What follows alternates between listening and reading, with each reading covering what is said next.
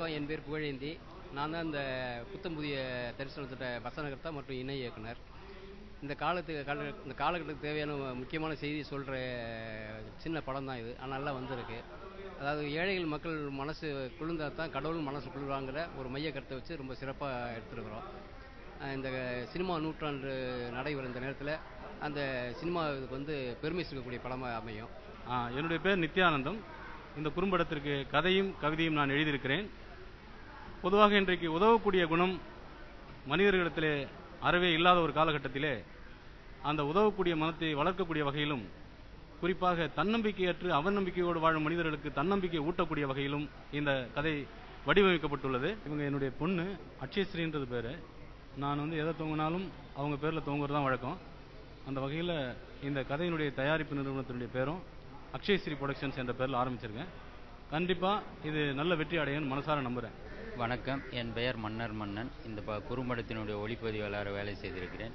இது ஒரு புதிய முயற்சி. எங்கள் யூனிட் எல்லாம் சேர்ந்து நல்லபடியாக வளர்த்திருக்கிறோம். என்னுடைய பெயர் பசுமைக்குமார். நான் புத்தம் புதிய தரிசனம் என்ற இந்த குறும்படத்தினுடைய இயக்குனர்.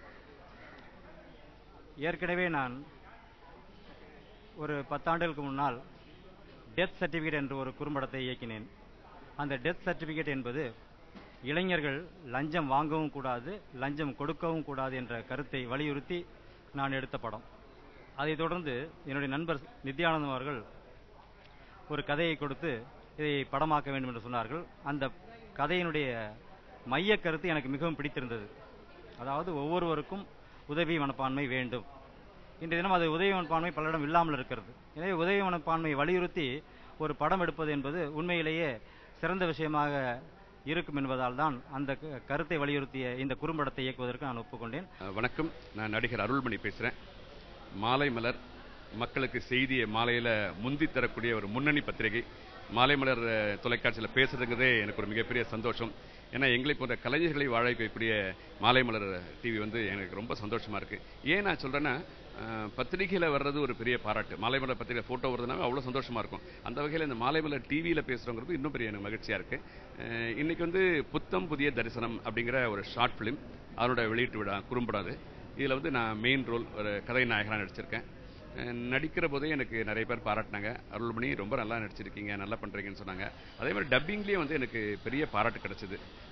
ஏன்னா இயக்குனர் பசுமைக்குமார் அவர்கள் வந்து இது எனக்கு கதையை சொல்லி, அருள்மணி நீங்கள் தான் இதில் மெயின் ரோல் பண்ணணும்னு சொல்லி எனக்கு உற்சாகப்படுத்தினாங்க. அதே மாதிரி கதையை நல்லா பண்ணியிருக்காங்க. என் பேர் ஜெயஸ்ரீ.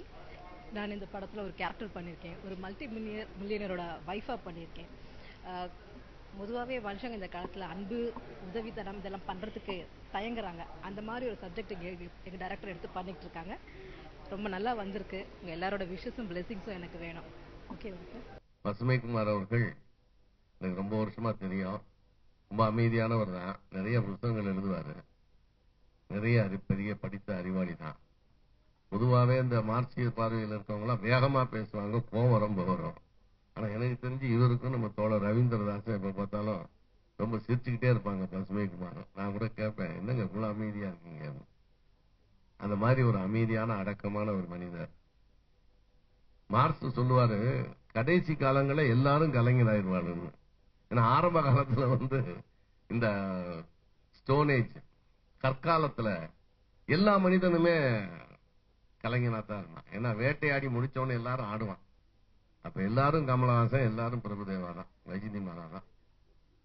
அப்புறம் வந்து ஒரு சில பேர்களை ஆட விட்டு அந்த தலைவன் பார்த்தான்.